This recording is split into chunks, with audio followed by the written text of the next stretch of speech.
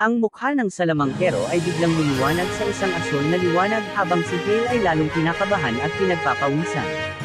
Malapit nang ipakita ni Adela ang kanyang pinakamalakas na lihim, ang espesyal na katangiang moon na magbabago ng lahat. Ang maalamat na mahikang kilala bilang halo ay nananatiling misteryo. 10 mahikang bilog ang nakalutang sa katawan ni Adela, naghahanda upang ipamalas ang kanyang makapangyarihang atake sa direksyon ni Hale.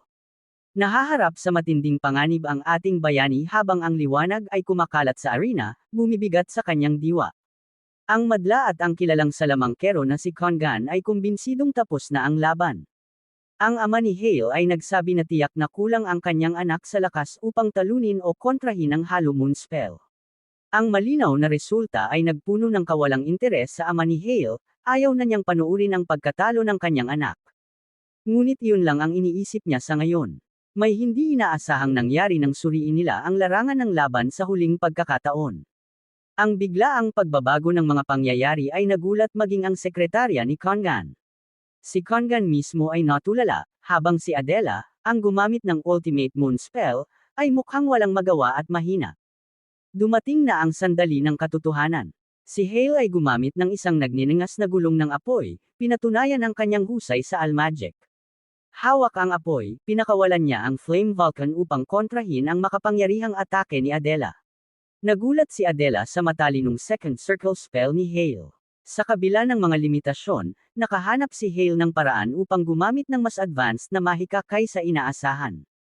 Pinagtibay ni Hale ang kanyang determinasyong magtagumpay. Maingat niyang pinaghandaan ang bawat galaw. Nagulat si Adela na nagawa niyang gumamit ng Second Circle spell sa kabila ng mga kahinaan nito. Imposible itong magawa sa kanyang edad, ngunit nanatiling tahimik si Hale at nginitian siya ng kalmado. Noong gabing iyon, sa dormitoryo ng Obelisk Academy, habang malalim siyang nag-aaral ng Book of Id, inihanda na niya ang sarili. Ang kalaban niyang ito ay hindi pangkaraniwan, kaya't nangangailangan ito ng higit pa sa simpleng mahika upang magtagumpay. Kailangan niya ng mas malakas at maaasahang kasangkapan. Ang estilo ng pakikipaglaban ni Hale ay salungat sa mga prinsipyo ng lihim na mahika, kaya't malaki ang kanyang kahinaan. Sa kabila nito, buong puso niyang tinanggap ang katotohanan. Plano niyang hamunin si Adela matapos matutunan ng mga advanced magic spells. Ang Book of Id ay nagbubunyag ng bagong likhang manuskripto. Habang binubuksan ito ni Hale, pinagninilayan niya ang kanyang kakayahang makuha ang kapangyarihan ng Sime na nakatuon sa mahiwagang bilog sa loob ng libro. Doon, natagpuan niya ang isang magic circle na nagsisilbing gateway sa ibang mundo. Pinag-isipan ni Hale kung ito ba'y isang daan para sa kanyang personal na pag-unlad at pagpapabuti. Dahil sa kuryosidad, inabot niya ang mahiwagang bilog gamit ang kanyang mga daliri. Sa kanyang paghawak, ang libro ay nabuhay, naglabas ng nakakasilaw na liwanag na pumuno sa kanya ng paghanga.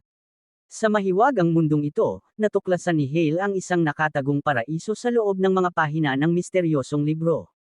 Nawala siya ng parang bula, na parabang nakalimutan ng lahat ang kanyang presensya, naiiwan lamang ang mga bulong ng kanyang pangalan. Nagising si Hale sa isang napakalaking aklatan na puno ng sinaunang mga tomo at maalikabok na mga pergamino kung saan naghihintay ang mga lihim ng mahika. Habang umiikot siya, bigla niyang natagpuan ang sariling nawawala at parang nakakulong. May narinig siyang tinig na umaalingaw-ngaw, inaanyayahan siyang harapin ang kanyang unang hamon. Mula sa mga anino, lumitaw ang isang babae na may pilak na buhok at nakasuot ng eleganteng itim. Ipinakilala niya ang sarili bilang Alpha, ang magiging gabay ni Hale para sa darating na pagsubok.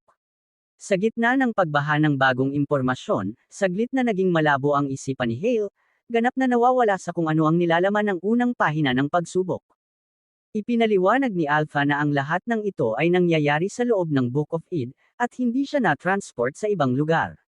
Sa halip, siya ay dinala sa isang subspace sa loob ng libro mismo. Para kay Hale, ang mga salitang ito ay mahirap paniwalaan. Sinimulan ipaliwanag ni Alpha ang mga detalye ng pagsubok. Kakailanganin niyang ipasa ang isang pagsusulit batay sa kanyang kakayahang makamit ang CI.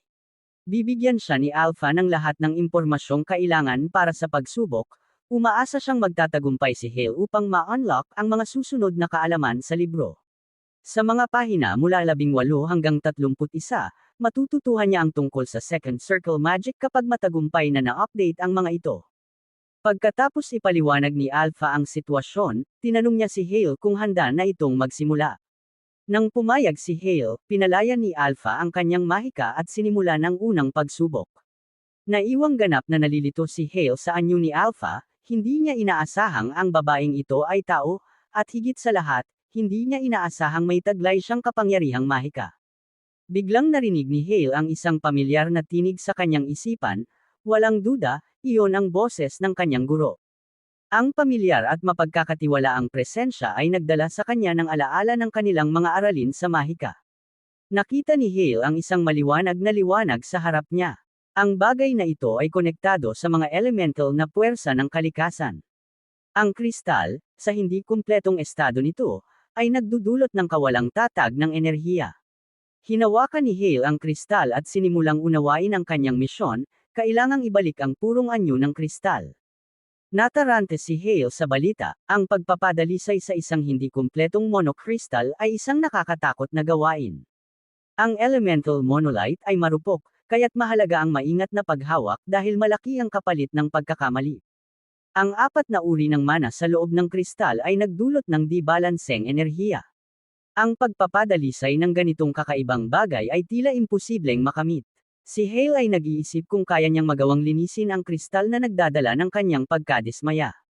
Isipin mo na lang ang pagsubok na paghiwalayin ang iba't ibang texture mula sa iisang halo. Para sa kanya, ang gawain ay masyadong nakakatakot. Isang dalubhasa sa Heart's Intent ang maaaring linisin ang kristal gamit ang buong potensyal nito. Ang hamon na ito ay napakalaki, ngunit hindi siya natatakot, sa halip, siya ay nasa sabik na harapin ito at tingnan kung hanggang saan siya makararating. Ang kanyang mga mata ay nagniningning sa mahika habang inihahanda niya ang Heart's Intent bow. Nagsimula ng gumana ang kakayahan, at 4 na hanay ng dalisay na enerhiya ng mahika ang lumitaw. Habang isinasagawa ni Hale ang spell, lalong naging matindi ang kanyang konsentrasyon. Sa wakas, naghiwalay ang 4 na hanay ng mga katangian ng mahika, at ang kristal ay nakamit ang perpeksyon. Ngunit, maling kalkulasyon ang nagawa niya, at siya'y napunta sa kalapit na estante, tuliro mula sa pagbangga. Mukha siyang nalungkot, may balumbon na nakapatong sa kanya, na tila talunan sa kanyang pagkabigo. Isang biglaang pagtaas ng mana ang nagpagulat kay Hale, na nagpadala sa kanya palayo dahil sa shockwave. Ipinaalala ng kanyang guro na kahit ang maliliit na pagkakamali ay maaaring magdulot ng malaking epekto. Ang enerhiya ng mana ay naging magulo, na halos imposible ng paghiwalayin. Matapos ang kanyang unang pagkabigo, natutunan ni Hale kung paano talunin ang hamon. Isang biglaang kaliwanagan ang naghanda sa kanya para ulit-ulitin ang proseso, kahit gaano karaming beses kinakailangan.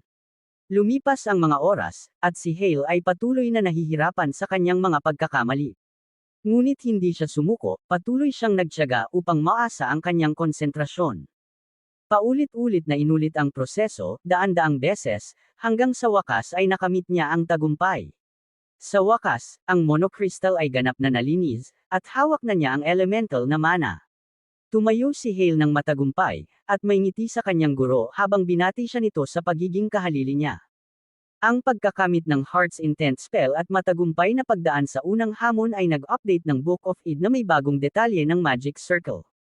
Ang natatanging teknikong ito ay tinatawag na Resonance Ring, isang masalimuot na konsepto ng mahika. Nagising si Hale sa kanyang kama, tapos na ang pagsubok. Maluwag siyang bumantong hininga habang ligtas na bumalik. Ang nilalaman ng libro ay napuno ng sariwang impormasyon, at may kasabikang sinimulan niyang pag-aralan ang ikalawang Circle of Magic. Ngunit hindi niya alam na mas mahihirap na hamon ang naghihintay sa kanya. Sa nalalapit na laban kay Adela Stewart, alam niyang napakahalaga ang pagmamaster ng ikalawang spell. Malinaw ang kanyang layunin, magtagumpay at malimpasan ang anumang hadlang sa kanyang landas. Habang nakatuon si Adela sa kanyang makapangyarihang Moon Attribute spell, ang buong lakas nito ay bumagsak kay Hale, na nagdulot ng matinding shockwave. Napuno ng kaba si Hale, ngunit alam niyang hindi pa tapos ang laban. Habang umaalis si Adela, tiwala sa kanyang tagumpay, napansin niya ang biglang pagliwanag mula sa likuran. Paglingon niya, nakita niya ang aktibasyon ng ikalawang Circle of Magic, na nagdulot ng alingaw-ngaw sa buong lupain. Hawak ni Hale ang Resonance Ring, ramdam ang lakas nito na dumadaloy sa kanya. Inilabas niya ang kadiliman at anino upang harapin ang Vulcan Flame, pilit na pinag-iisa ang dalawang Infinity Circles sa isang entidad. Sa wakas, inilagay ni Hale ang katangian ng free will sa mundo, nagdadala ng balanse sa cosmos. Ang kanyang ama at si Congan ay nabigla sa isang sumpa, lahat ay nagulat, kabilang na sina Suchan at Adela. Si Hale ay nagpakawala ng isang makapangyarihang mahika na nagdulot ng panginginig sa kanilang mga laman. Tinawag niya ang Vulcan Flame sa isang utos lamang. Sinubukan ni Adela na ipagtanggol ang sarili laban sa kanyang makapangyarihang mahika, ngunit nauubusan na siya ng oras. Natagpuan ni Adela ang sarili niya sa ilalim ng matinding apoy mula sa sunod-sunod na pag-atake ni Hale. Kahit si Adela ay nagsimulang mabahala sa kanyang sitwasyon. Alam niyang hindi niya kayang ipagtanggol ang sarili laban sa lahat ng malalakas na atake nito. Sa desperadong pagsisikap na manatili sa laban, ngumiti si Adela ng may kumpiyansa. Sa wakas, nakita niya si Hale bilang kanyang mortal na kaaway, isang taong kailangan niyang lampasan. Ang walang ingat na aksyon ni Hale ay nagpasimula ng isang nakamamatay na sagupaan. Tumindig na matagumpay si Hale habang bumagsak si Adela sa lupa, talunan. Ang ating bida ay humihingal matapos ang mahabang at nakakapagod na laban. Sa huli, si Shin Hale ang nagtagumpay sa isang tiyak na sagupaan na nag-iwan ng walang pag-aalinlangan. Pinanood ng ama ni Hale ang laban ng may halong lungkot at pag-aalala. Bago umalis, nakita niya ang lahat ng kailangan niyang makita. Si Ken, na nanonood sa reaksyon ni Hale, ay kinumpirma ang kanyang hinala tungkol sa ama ni Hale, isang maestro ng panlilinlang na hindi maitago ang kanyang pagmamalaki sa anak. Si Hale ay hinayla palayo, hirap pa rin mula sa matinding labanan. Nang kumalat ang balita tungkol sa laban, mas maraming detalye ang nalaman tungkol sa makapangyarihang huling galaw ni Hale. Ang kombinasyon ng Infinity Circle at Heart's Intent Circle ay nagpapahintulot ng napakalaking lakas ng mahika na magamit.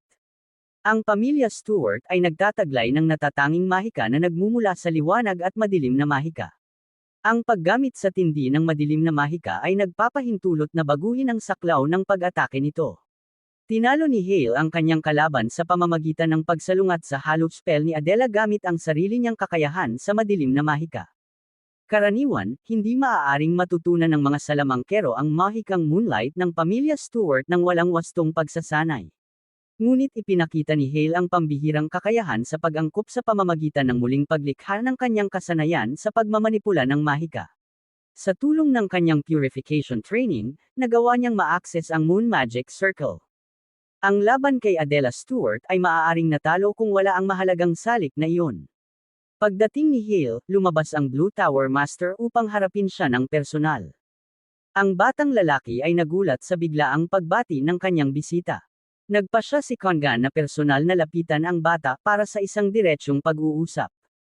Nakipagkita si Congan sa bata, ipinapakita ang malasakit sa oras nito kahit pagod na siya. Iniisip ni Congan na nagkaroon si Hale ng kahangahangang panalo sa laban at humanga siya rito. Natanggap ni Hale ang papuri ni Congan, ngunit tila ito'y isa lamang palabas. May malinaw na motibo si Congan sa pagpunta roon, at hindi lang ito para bumati. Itinanong niya ang katanungang lingid na iniisip ng lahat, kung nakamit na ba ni Hale ang ikalimang antas ng mahika. Naabala si Congan sa tanong na iyon, lalo na't wala siyang alam sa kasalukuyang kakayahang mahika ni Hale. Naalala ni Hale na gumamit siya ng pangalawang bilog ng mahika noong laban, na nagpahirap pa sa sitwasyon. Kung gagamitin ang Loika, kung ginamit niya ang naalala niyang mga spell, posibleng problema iyon dahil ang mahika sa ibaba ng ikatlong bilog ay hindi pinapayagan. Nangangahulugan ito na ang tanging paraan upang magamit ang pangalawang bilog ng mahika ay kung nakamit na niya ang ikalimang antas ng mahika. Ngayon, iniisip ng mga eksperto kung talagang narating niya ang ikalimang bilog ng mahika. Ipinaliwanag ni Hale na ang pag-abot sa ikalimang bilog ay hindi ang kanyang pinakamalaking tagumpay. Tumanggi siyang kilalanin ang tagumpay na iyon, ngunit may napakakumbinsing dahilan. Matapos magtanong ng may pagkamausisa, tinanong ni Congan kung paano niya nagawang makabisado ang pangalawang bilog ng mahika. Mas mahirap ang tanong na iyon kaysa sa nauna. Inamin ni Hale na gumamit siya ng vision magic, na hirap tanggapin ng mga tao. Pinaghinalaan ni Congan na ginamit niya ang modification magic na binanggit niya dati sa isang panayam. Kinumpirma ni Hale ang paggamit ng modification magic, na pansamantala niyang ginamit bilang paliwanag sa kanyang kakayahan. Sa logika, hindi niya pa nararating ang ikalimang bilog sa kanyang edad. Wala pang nakikitang ganoong talento sa ganitong kabataang edad. Ang pagsilang ng isang henyo ay magpapalabas ng mga alon ng pagkabigla sa buong mundo. Ang paggamit ng ikatlong bilog ng mahika ngayon ay magpapahirap lamang sa kanya sa hinaharap. Sa ngayon, nais ni Hale na manatiling lihim ang kanyang kakayahan mula sa iba. Kinumpirma ni Congan na ang ginagamit niya ay napakalakas, ngunit hindi pa rin niya moari kung paano ito konektado sa ginamit na pangalawang bilog ng mahika laban kay Adela. Pinag-aralan niya ito ng mabuti, hinahanap ang anumang pagkakaiba sa sagot ni Hale. Agad na nilinaw ni Hale ang kanyang paliwanag, sinasabing pinahusay niya lamang ang naalala niyang mahika at inalis ang mga limitasyon nito. Sa narinig ni Congan, lalo siyang naging masigasig sa ideya na pinahusay ni Hale ang isang spell. Tumayo siya mula sa kanyang upuan, puno ng pagkamausisa, at lumapit kay Hale, na lubhang ninerbiyos sa posibleng mangyari. Biglang inutusan ng 8 bituin na salamangkero si Hale na gamitin ang kanyang ruby eye sa loob ng maikling sandali bago hawakan ang kanyang balikat. Binigyan niya si Hale ng inosenteng ngiti, ngunit nabasa ni Congan ang tunay na intensyon nito. Napatigil si Hale sa pagkabigla, hindi alam ang susunod na hakbang. Pinagmasdan siya ni Congan ng mabuti, kumbinsidong walang panlilinlang sa kanyang sagot. Sa huli, inihanda ni Congan ang kanyang pahayag para sa mga reporter na naghihintay sa labas. Umurong si Hale, tinalo ng kapangyarihan ng 8 bituin na salamangkero. Hindi inaasahan, ginamit ng isang tao ang kakaibang pulang mata upang patunayan ang isang mahalagang pahayag. Ang mga pambihirang matang iyon, na tumatagos sa mismong asensya ng mahika, ay napakahalaga sa mundo ng pagtuklas ng mahika. Narrowly nakaligtas si Hale sa mahirap na pagsubok dahil sa awa ng Blue Tower Master. Ang estilo ng Vitam Magic niya ang pinakamahalaga at itinatagong lihim. Hindi niya maaaring ipaalam ito kaninuman dahil ang aklat ng id ay masyadong mahalaga para sa kanya. Sa kabila nito, matagumpay na lumabas si Shane Hale sa higit pang mga laban. Kinabukasan matapos ang kanilang laban, isang hindi inanyayahang bisita ang dumating upang makita siya. Nakatayo si Adela sa harapan niya, ngunit hindi pa siya lubos na gumagaling mula sa kanyang mga sugat. Inakala ni Hale na magpapahinga pa ng matagal si Adela, ngunit iginiit niya na mas maayos na ang kanyang kalagayan. Nais niyang malaman kung ano ang pakay ni Adela. Sa hindi pangkaraniwang paraan, humihingi si Adela ng feedback, isang bagay na iniiwasan ng karamihan pagkatapos matalo.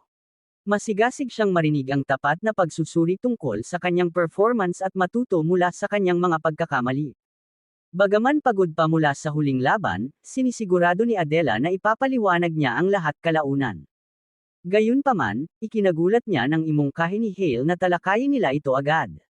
Ang sigasig ni Adela sa usapan tungkol sa feedback ay nakakahawa, na tumutulong sa kanilang pareho upang maging mas mahusay na mga salamangkero. Tumibok ng mabilis ang puso ni Adela nang marinig ang tugon ni Hale. Hindi may kakaila na kailangan nilang matuto patungkol sa estratehiya at mga teknika sa mahika kung nais nilang magtagumpay. Habang nakatingala si Adela kay Hale, pinapangarap niyang maging katulad nito balang araw. Alam ni Hale na may malalaking plano si Adela at determinado siyang maisakatuparan ang mga ito. Pinapanood niya ng may kaba habang umuusad ang kapalaran ni Hale sa kanilang gusali sa punong tanggapan. Ang mga pinuno ng Shin Group ang nangunguna sa paggabay sa mga salamangkero. Ang nakatatandang kapatid ni Hale ay puno ng galit at sama ng loob sa tagumpay ng kanyang kapatid.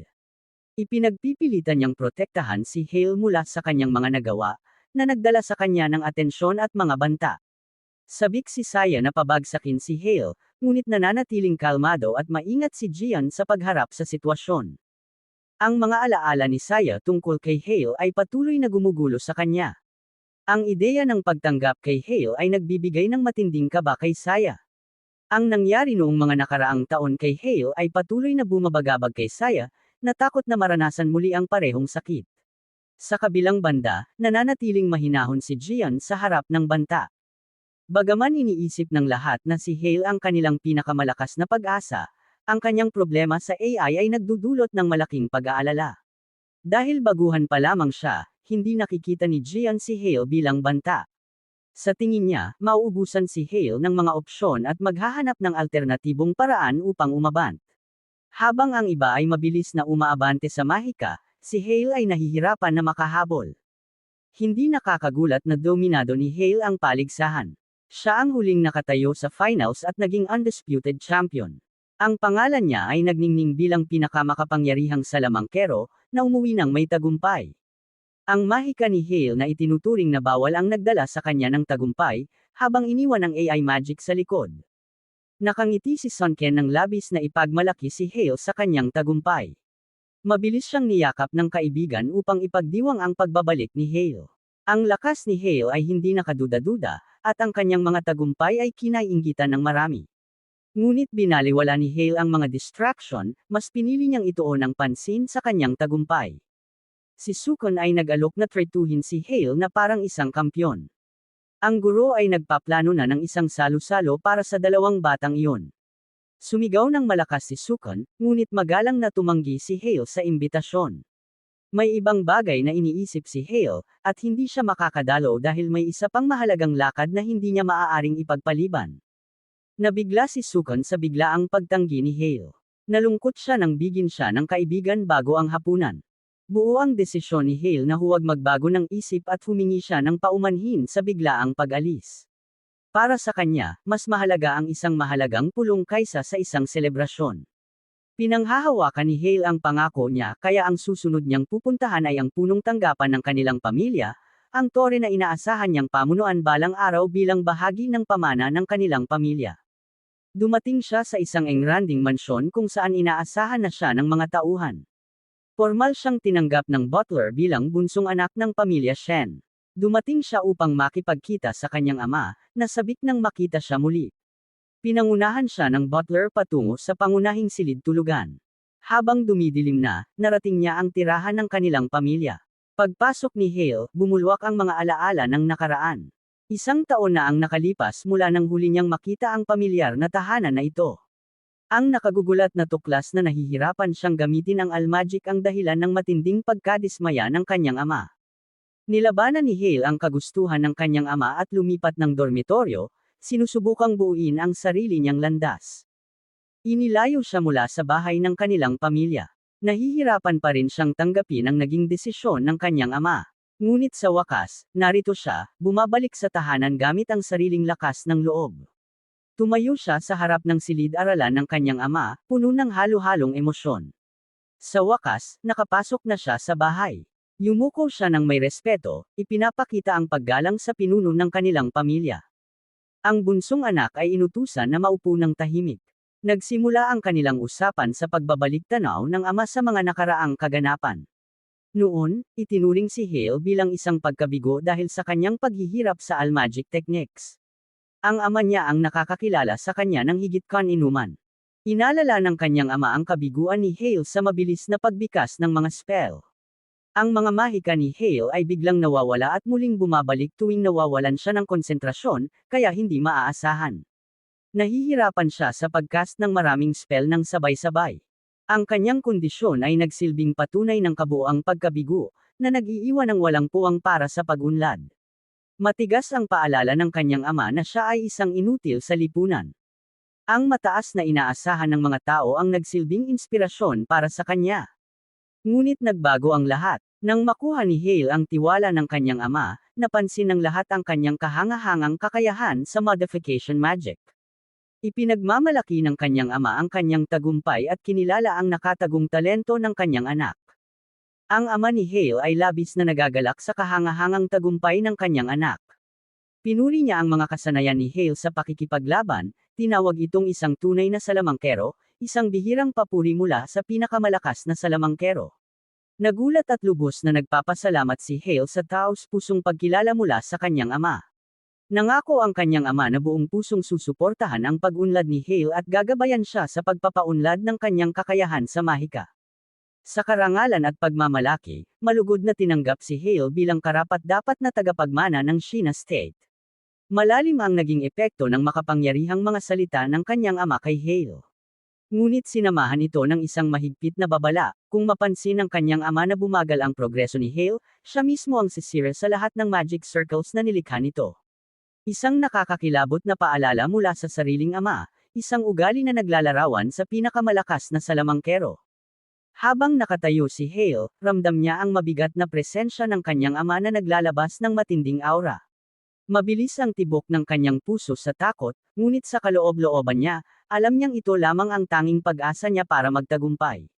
Nangako siya sa kanyang sarili at sa kanyang ama na tutuparin niya ang lahat ng ito. Mabilis na nagbago ang usapan at tumuon sa mas mahahalagang bagay. Kasama ang kanyang mga kasamahan, maingat nilang pinaplano ang kanilang susunod na hakbang para sa kanilang layunin. Nagtataka si Hale nang sabihin ng kanyang ama, si Sheen, na minsan din niyang pinangarap na maging pinuno ng kanilang pamilya. Ngunit hindi raw ito madali, lalo na't maraming kapatid ang nauna sa kanya. Sa kabila nito, determinado si Hale na maging pinuno ng pamilya Sheena, handang harapin ang anumang pagsubok para makuha ang respeto at pag-aproba ng kanyang pamilya. Nag-aalala ang kanyang ama kung paano matutupad ni Hale ang pangarap na ito. Sumulat si Hale ng tala tungkol sa nalalapit na World Academy Olympiad, isang prestihiyosong pandaigdigang kompetisyon kung saan nagpapamalas ng galing ang pinakamahuhusay mula sa iba't ibang lugar. Nais ni Hale na patunayan ang kanyang lakas sa pamamagitan ng pagkapanalo ng gintong medalya. Sa kasaysayan ng kanilang bansa, ang pinakamalaking tagumpay ay ang pagkapanalo ng pilak na medalya ni Congan. Mahirap paniwalaan, maging ng kanyang ama, na maaaring makuha ni Hale ang gintong medalya. Alam ni Hale ang tila imposibleng layunin niya, ngunit may malinaw siyang layunin sa kanyang isip. Hiniling niya sa kanyang ama na protektahan siya mula sa anumang istorbo habang siya'y nagsasanay. Nauunawaan ito ng kanyang ama, ngunit nagbabala rin siya tungkol sa posibilidad na hindi manalo si Hale. Sa kabila nito, tinanggap niya ang kondisyon ng kanyang anak. Kinabukasan, matapos ang buong gabi ng pag-aaral, bumalik si Hale sa kanyang silid sa dormitoryo. Pagkagising, naisip niya ang kahangahangang paglalakbay na kanyang tinahak. Pagbalik sa kanilang estate, agad niyang hinanap ang mga sagot sa aklat ng Edid. Matagumpay niyang natapos ang unang pagsubok sa pamamagitan ng mastery sa proseso ng Manic Crystal Purification. Ngunit nahaharap siya ngayon sa pangalawang pagsubok, na nangangailangan ng mataas na antas ng resonance upang magtagumpay. Habang nahihirapan, napagpasyahan ni Hale na magpahinga at maglakad-lakad. Naupo siya sa daan sa ilalim ng maliwanag na langit, ninamnam ang tanawin ng lungsod, at naisip na mas madalas siyang maglakad upang ma-refresh ang kanyang isipan. Siya ay pinasigla ng sariwang hangin at lubos na nag-e-enjoy sa bawat sandali nito. Bigla na lang, isang boses ang umalangaw-ngaw sa kanya habang may isang bagay na dumaan sa kanyang mukha ng napakabilis.